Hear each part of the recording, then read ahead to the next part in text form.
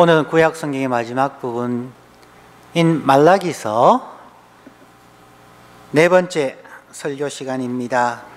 성경 본문 말라기서 2장 10절부터 16절에서 하나님께서 왜 이스라엘 백성들의 봉헌물을 돌아보시지 아니하시는가에 대한 질문과 대답의 내용입니다. 오늘 본문에서 가장 많이 나오는 중요한 단어 두 가지가 있습니다. 이 중요한 단어 두 가지는 매우 밀접하게 연결되어져 있습니다. 첫 번째 단어는 unfaithful이라는 단어입니다. 개역 성경에는 괴사를 행하는가 라고 표현되어져 있고, 개역 개정에는 거짓이라는 한글로 번역되어져 있습니다.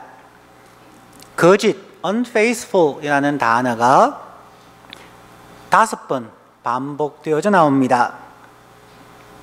그 다음에는 말라기서 전체의 가장 중요한 단어인 언약, covenant라는 단어가 오늘 본문에 2번 나옵니다. 언약과 거짓은 항상 연결되어져 있는 표현입니다. 자, 여러분에게 먼저 질문을 합니다. faithfulness라고 하는 단어의 의미가 무엇일까요? God is faithful 이라고 이야기하면 한글 성경에는 하나님은 신실하시다 라고 번역됩니다. 그러나 사람에게 번역될 때는 신실하다는 단어가 아니고 충성이라는 단어로 번역됩니다. 맡긴 자에게 구할 것은 충성이니라고 성경은 번역합니다. faithful이라는 단어가 하나님께 적용되어질 때는 신실하시다, 사람에게 적용되어질 때는 충성스럽다로 번역되어집니다. 자, 그러면 신실하시다 혹은 충성되다 라고 하는 이 faithful의 의미가 무엇입니까? 단순하게 십계명을 외우고 교회에 열심히 나가고 예배 참석하며 헌금하고 봉사하면 그 사람은 충성될까요? 주차장 정리하고 교회 청소하고 화장실 청소하고 교회의 여러 가지 봉사의 직분을 잘하면 그 사람이 충성된 사람일까요? 성경은 그렇지 않다는 것입니다.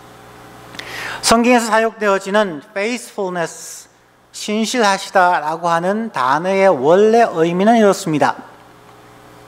하나님이든 사람이든 자기가 한 말, 자기가 한 약속을 반드시 지킨다 할 때 사용하는 말이 faithful이라는 말입니다. 하나님은 faithful, 하나님은 신실하시다 라고 했을 때 하나님이 한 번 약속하신 것은 어떠한 경우가 있어도 반드시 지킵니다. 가장 대표적인 예가 창세기 3장 15절에 나오는 말씀, 여인의 후손과 뱀의 후손. 뱀의 후손은 여인의 후손의 발꿈치를 물고 여인의 후손은 뱀의 머리를 상하게 하신다 하는 그 약속을 지키기 위하여서 하나님은 친히 사람의 몸을 입고 성육신, 인카네이션 하셔서 이 땅에 오셔서 그 약속을 지키기 위하여 그분은 십자가에 죽으신 것입니다. 어느 날 갑자기 이루어진 사건이 아니라 하나님은 당신께서 하신 약속은 죽음을 통해서도, 십자가의 죽음을 통해서도 자기가 한 약속은 반드시 지킨다는 것입니다. 임마누엘의 하나님, 내가 세상 끝날까지 너희와 항상 함께 있겠다라고 약속하셨기 때문에 그분은 반드시 세상 끝날까지 하나님의 교회와 하나님의 백성들과 함께 하십니다. 그것이 신실하다 하는 말입니다. 이 말을 우리에게 적용할 때 그냥 일반적인 교리를 지키느냐, 교회 봉사를 하느냐로 인하여서 우리가 충성되다고 얘기할 수는 없다는 것입니다.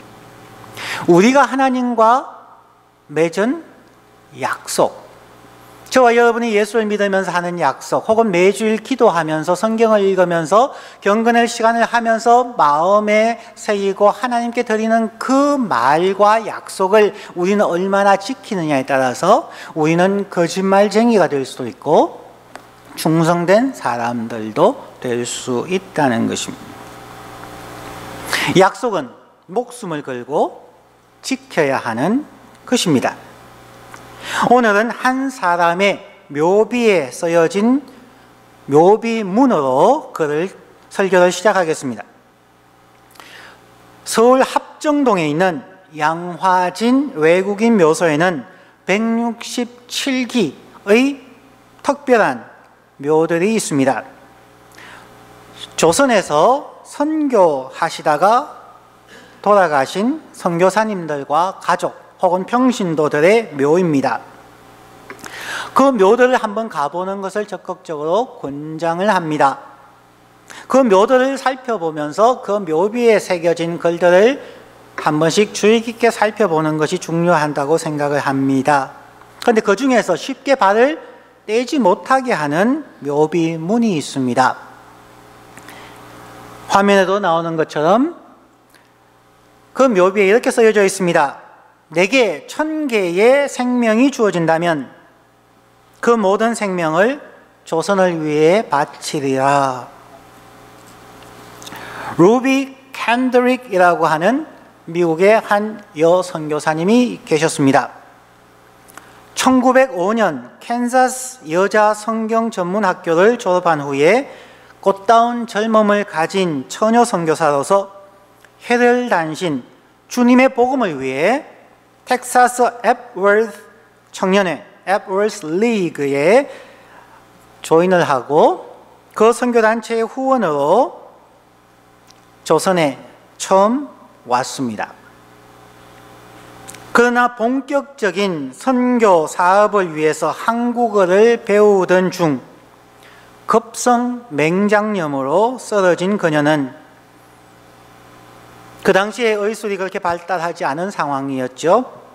급하게 수술을 받다가 결국 26살의 젊은 나이에 하나님의 부름을 받고 말았습니다. 그녀가 죽어가는 순간 유언과도 같은 말을 남깁니다.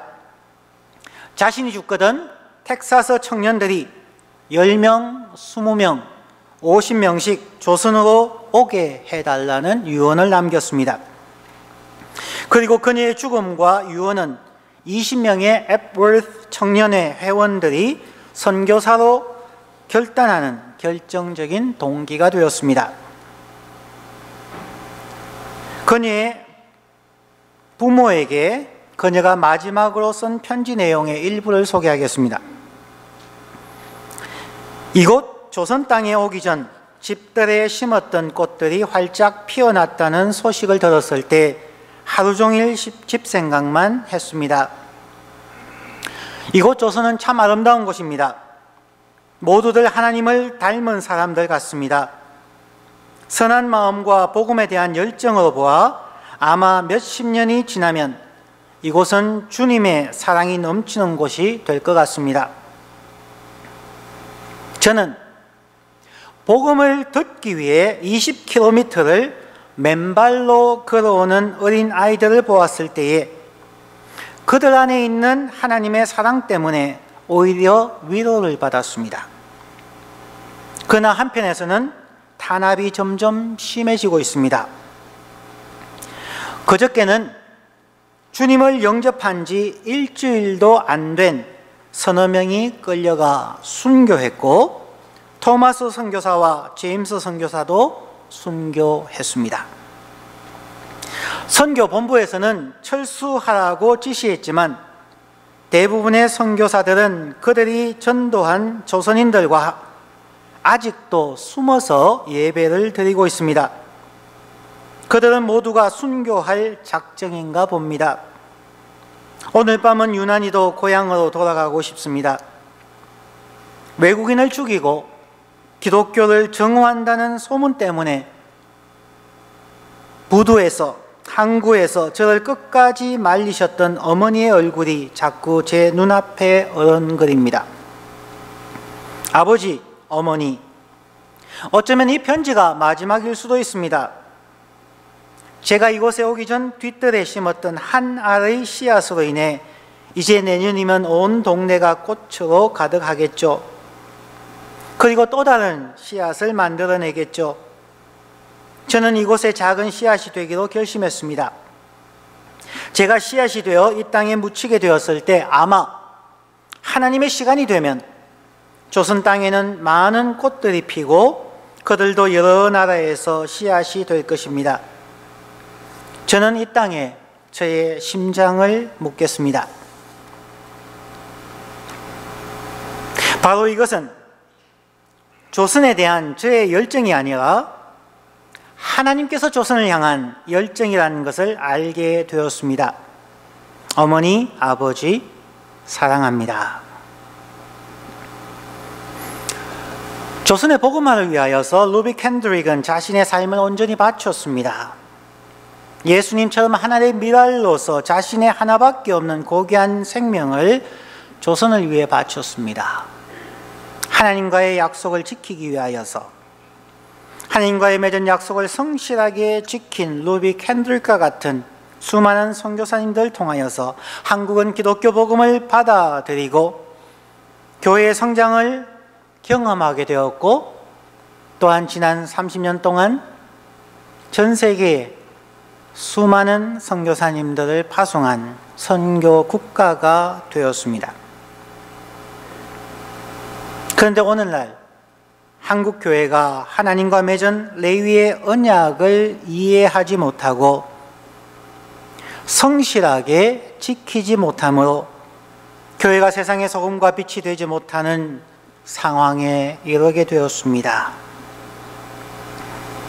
우리가 하나님과 맺은 언약을 성실하게 지킬 때 한국 교회의 온전한 성장과 한국 사회의 온전한 변화를 이룰 수 있을 것이고 세계 선교에 효과적으로 이바지하게 될 것입니다.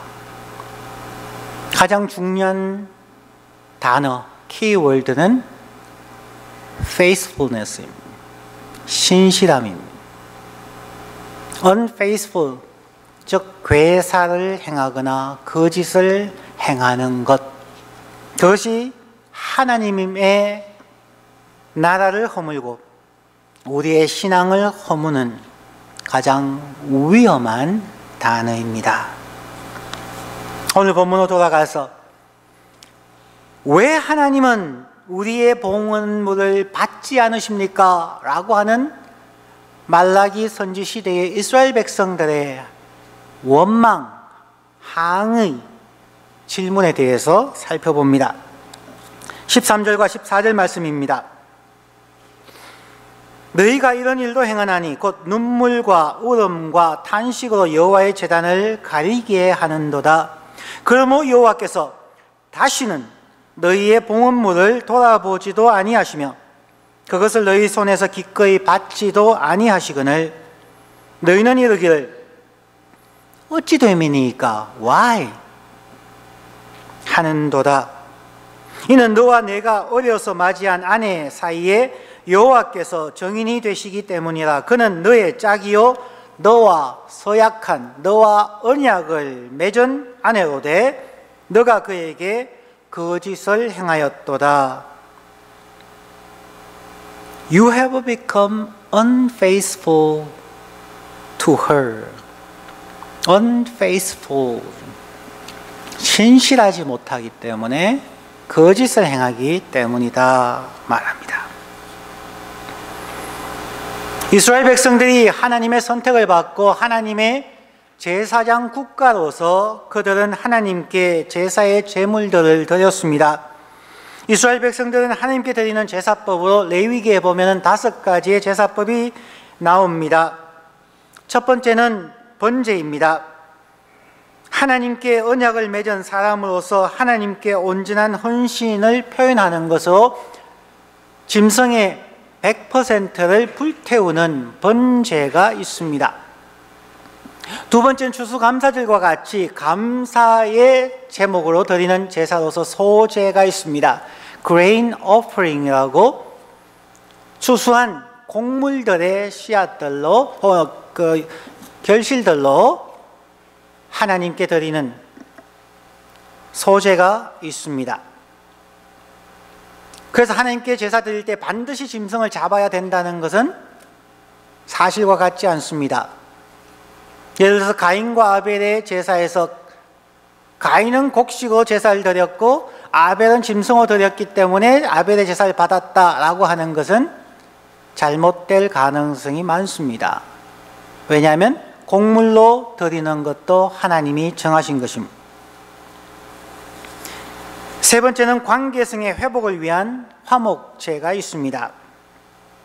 넷째는 사람에 대하여 범죄한 것을 회개하는 속죄제가 있습니다. 다섯 번째는 하나님께 드려진 거룩한 물건, 성물이나 혹은 사람들의 물건에 대한 죄를 회개하는 속건제가 있습니다.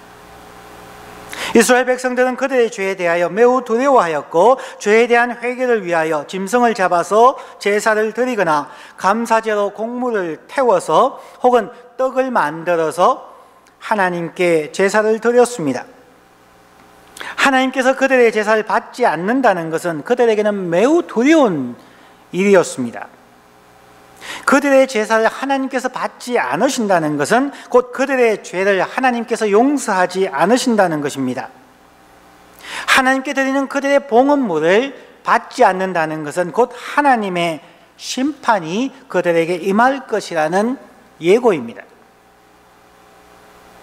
하나님의 심판은 그들에게 때때로 기근이나 연병, 질병이나 혹은 더 나아가서 외국과의 전쟁에서 패배한 것, 가장 심한 경우에는 외국의 포로로 잡혀가서 생활하는 것입니다. 그들은 하나님께 드리는 제사가 하나님께 연락되어지고 하나님께서 그들의 죄를 사하여 주기를 매우 간절히 기도하며 받았습니다. 그런데 하나님께서 그들의 제사와 봉헌물을 받지 않으셨다는 것입니다. 잠시 전에 읽었던 13절 말씀에 보면은 너희는 눈물과 울음과 탄식으로 여호와의 제단을 가리게 하는도다 라고 말합니다. 하나님과 맺은 약속, 하나님의 말씀에 대한 순종은 없으면서 일주일에 6일 동안의 삶은 하나님을 잊고 자기의 유익을 따라서 자기의 방식대로 살아가면서 오직 안식일 날 하나님 앞에 나와서 예배할 때는 눈물과 울음과 탄식으로 죄를 뒤집어쓰면서 옷을 찢으면서 그럴듯한 형식적이고 감정적인 예배를 드려서 하나님의 영광을 가리웠다는 것입니다. 안식일날 제사 드리고 예배 드리고 봉헌물을 드리는 것이 충분하지 않다는 것입니다. 그곳에 눈물과 탄식과 통곡이 하나님 앞에 드려질 수 없다는 것입니다. 오늘날 우리의 삶을 보아서도 마찬가지입니다. 우리가 홀리 보이스를 통하여서 거룩하게 말하고 거룩하게 단장하고 하나님 앞에 11조와 예물을 드린다고 할지라도 혹은 하나님 앞에 기도할 때에 혹은 찬양할 때에 울음 섞인 목소리로 주여라고 하며 찬양하고 기도한다 할지라도 하나님은 그 기도와 그 찬양과 그 예배를 받지 않으신다는 것입니다. 오늘날도 저희들은 그렇게 이야기합니다. 하나님, 저희가 하나님께 예배합니다. 주일을 성수주일 합니다. 하나님께 11조를 합니다. 그런데 왜 우리의 예배를 받지 않습니까? 그런데 왜 우리의 기도를 듣지 아니하십니까? 그런데 왜 우리에게 이런 재난이 있고 질병이 있고 고통이 있습니까? 라고 얘기하는 거죠. 우리는 거룩한 주일날의 예배를 통하여서 하나님의 눈을 가리고 하나님의 귀를 막고 하나님의 심장을 머니필레이트 할 수 있다고 착각하는 거죠.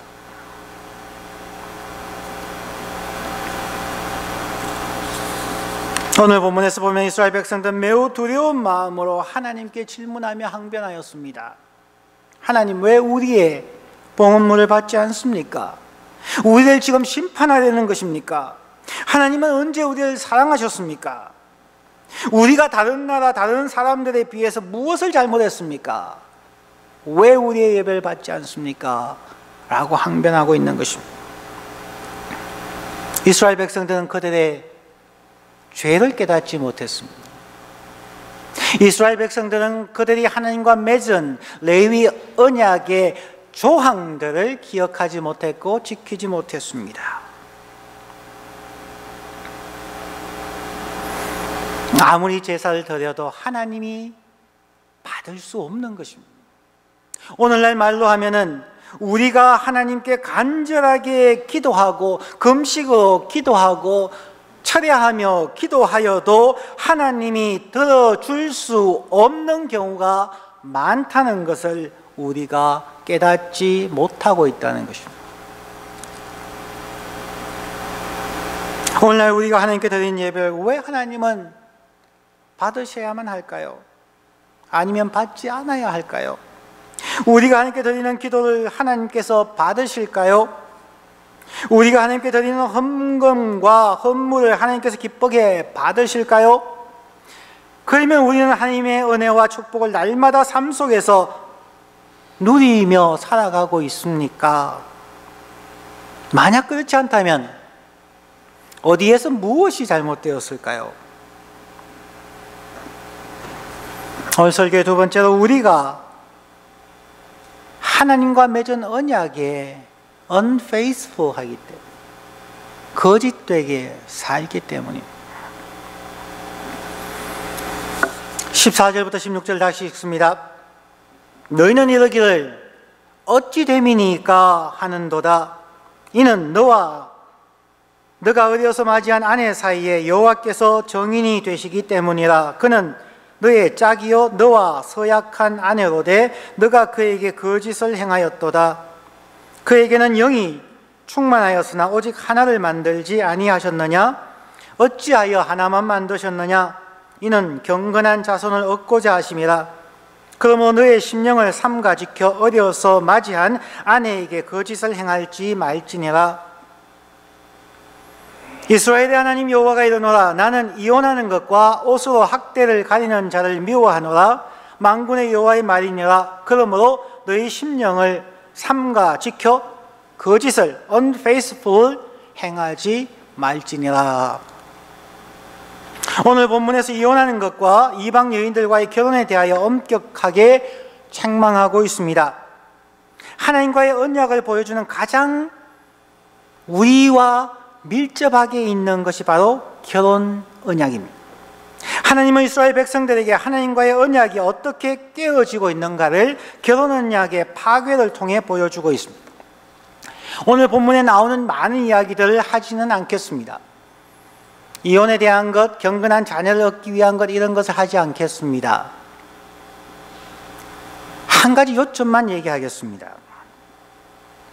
먼저 지난주에 어느 목사님 부부와 식사를 하면서 이런 얘기를 했습니다. 제가 이혼을 해본 경험이 있어서 잘 압니다. 그렇게 했더니만 그 목사님과 사모님이 눈을 둥그렇게 뜨면서 아주 심각한 질문을 저에게 하였습니다. 목사님, 이혼 경험 있으세요? 여러분, 제가 이혼 경험 있을까요, 없을까요? 네, 저는 이혼 경험이 있습니다. 네, 저는 이혼을 1000번 이상 했습니다. 그랬더니만 그 부부가 얼마나 당황스러운 표정으로 저를 바라보던지요.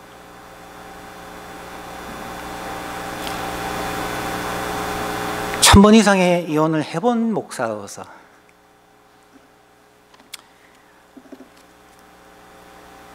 마태복음 5장 21절과 22절, 5장 27절과 28절에서 근거를 대겠습니다. 예수님 말씀입니다. 마태복음 5장 21절, 옛사람에게 말한 바 살인하지 말라. 누구든지 살인하면 심판을 받게 되리라 하였다는 것을 너희가 들었으나 나는 너희에게 이르노니 형제에게 노하는 자마다 심판을 받게 되고 형제를 대하여 나가라 하는 자는 공회에 잡혀가게 되고 미련한 놈이라 하는 자는 지옥불에 들어가게 되리라.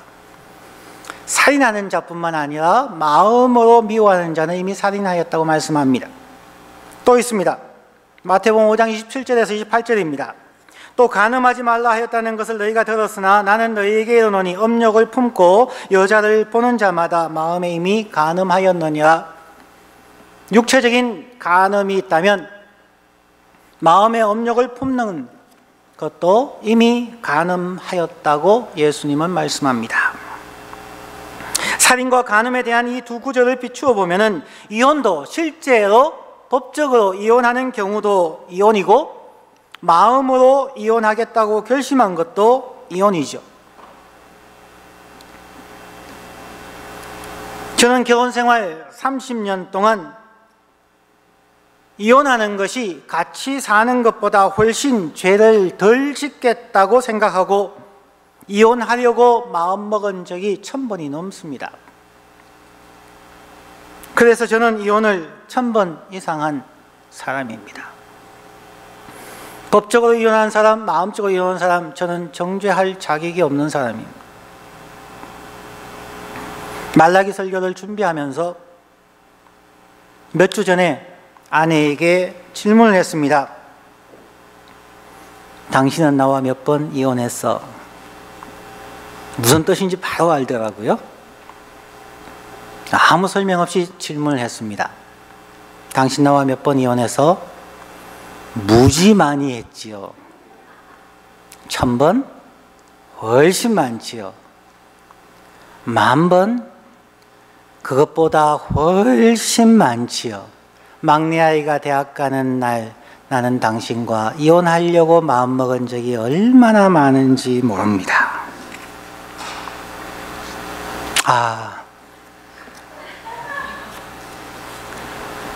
저는 1000번 이혼하고 10,000번 이혼 당한 목사입니다.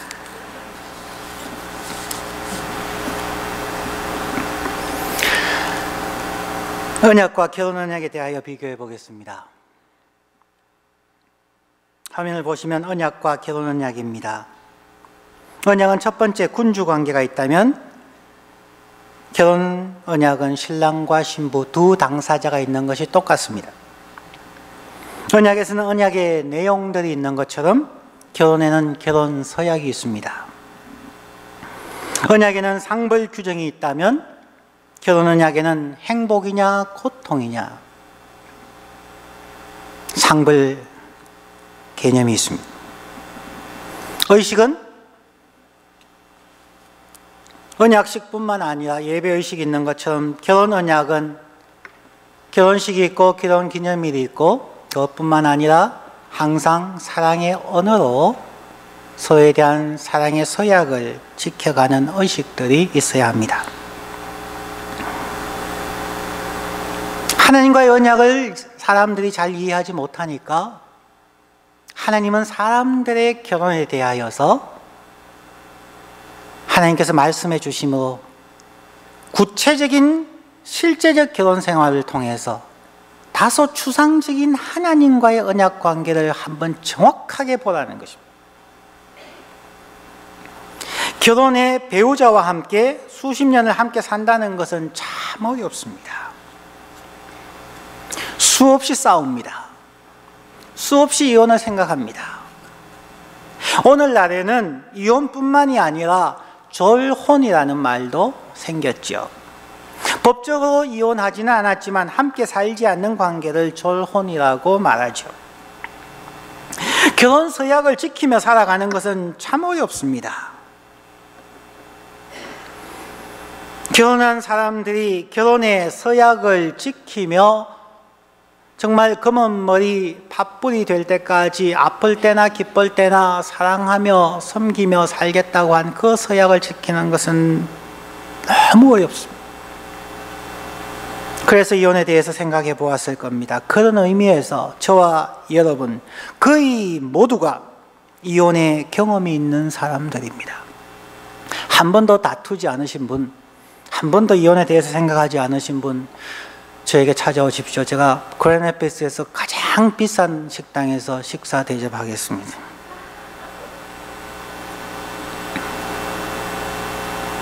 하나님과 우리의 관계도 결혼의 관계입니다. 요한계시록에 보면 우리는 어린 양의 혼인잔치에 초대받은 신부들입니다. 결혼식을 하고 영원히 같이 살게 될 것입니다. 그 결혼 생활이 행복할 거라고 생각하십니까? 지금은 우리의 눈에 예수님이 보이지 않고 함께 24시간을 보내지 않기 때문에 우리가 필요한 시간, 예배 시간, 경건의 시간에 하나님 앞에 예배합니다, 찬양합니다, 축복합니다, 사랑합니다 라고 말하지요.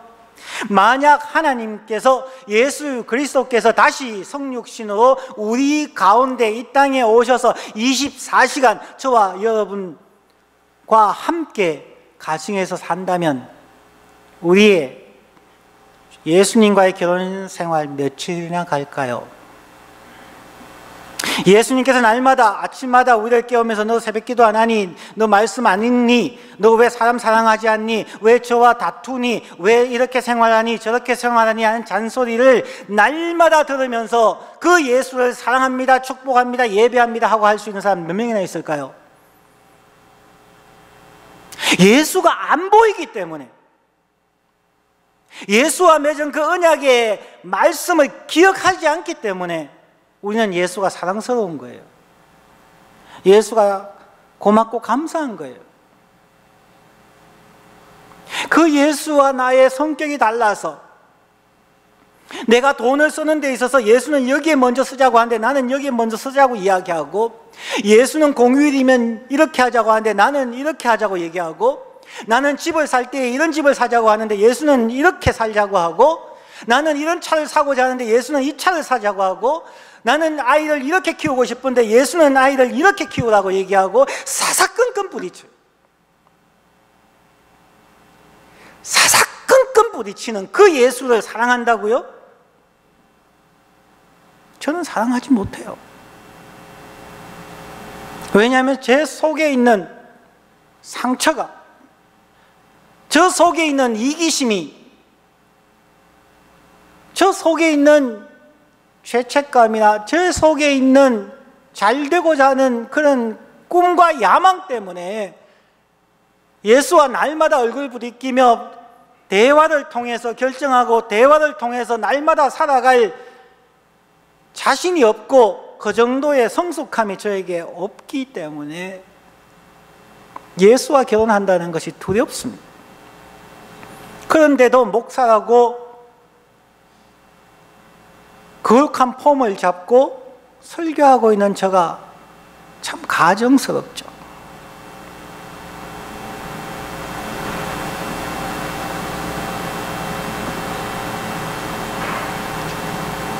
예수님께서 그것을 보여주기 위해서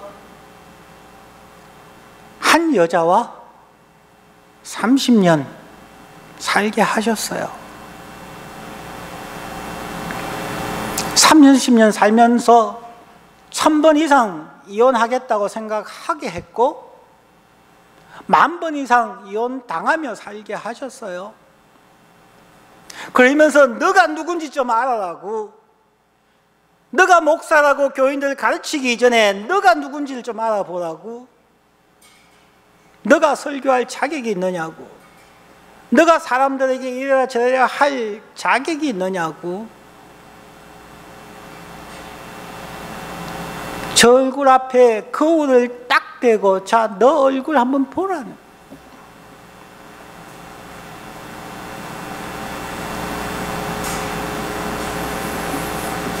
그게 저입니다. 그래서 제가 제 자신을 소개할 때에 저는 1000번 이혼하고 10,000번 이혼당한 목사입니다. 그렇게 저 자신을 소개합니다.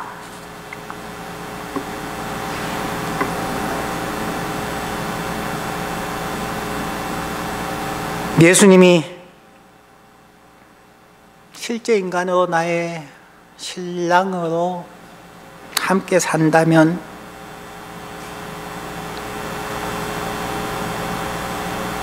예수님과 함께 살아가지 못할 그리스도인들이 너무나 많습니다.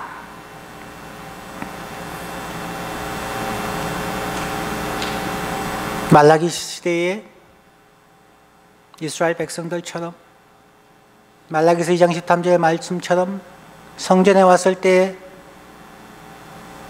눈물과 울음과 탄식으로 자기의 죄를 가리고 하나님의 영광을 가리는 것을 우리는 반복하고 있는데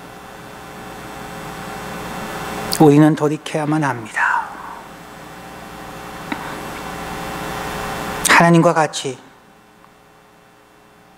부부 사이처럼 사랑의 언어를 많이 사용하고 상대를 배려하고 상대를 있는 모습 그대로 받아주고 나와 성격이 틀리든 나와 취향이 틀리든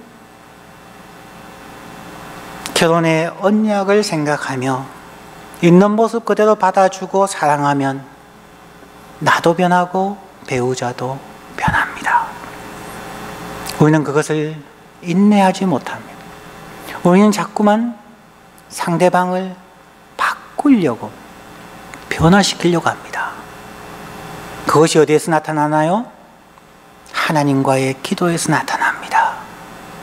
우리는 끊임없이 하나님의 팔을 비틀어서 하나님 이거 해주세요, 저거 해주세요, 그렇지 않으면 내가 당신을 이렇게 하겠습니다, 저렇게 하겠습니다. 때로는 우리가 하나님을 위협하고 공갈 협박하고 하나님의 팔을 비틀면서 내 위주로 하나님을 바꾸려고 한다는 것입니다.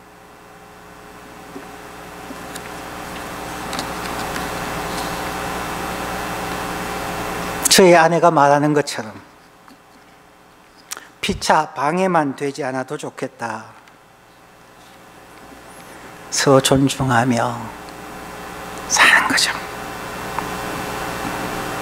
말씀을 맺습니다. 지난 주일에 설교한 하나님과 맺은 레위의 언약에 대하여서는 개념이 잘 와닿지 않은 분들도 오늘 부부 관계의 결혼 언약에 대해서는 실제적인 체감이 되었을 겁니다. 결혼하지 않은 분들도 부모님이 살아가는 모습을 보면서 조마조마하게 살았을 겁니다.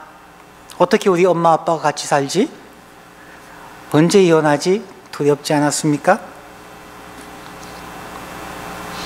하나님은 우리들에게 아주 실제적인 삶의 내용들을 가지고 하나님과의 언약 관계를 오늘 본문 말씀에서 보여주고 계십니다. 사랑하는 성도 여러분, 우리가 맺은 결혼 언약이나 직장이나 학교, 사회에서 맺은 언약적 혹은 계약적 관계를 신실하게 지켜야만 합니다. 하나님과의 약속뿐만 아니라 가족, 친구, 사회, 직장과 맺은 것도 우리는 언약의 백성이기에 한 말에 대해서는 어떠한 불이익이 있어도 지켜야 합니다. 그러면 우리가 먼저 해야 되는 것이 무엇입니까? 말을 조심해야 돼요. 내 입에서 나온 말은 반드시 지켜야 하기 때문에 말을 많이 하면 그만큼 지키지 못하는 것이 많기 때문에 우리는 훨씬 unfaithful 할 수밖에 없다는 거예요. 우리는 거짓의 사람이 될 수밖에 없다는 것입니다. 중국말에 14일언 하는 것처럼 10번 생각해서 그 중에 하나만 말하십시오. 그만큼 말에 신중하라는 것이고, 말에 신중하면 그 신중하게 한 말에 대해서 반드시 지키라는 것입니다.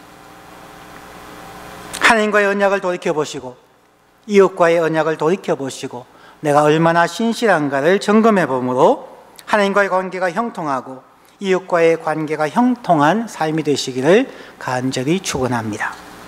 기도하겠습니다.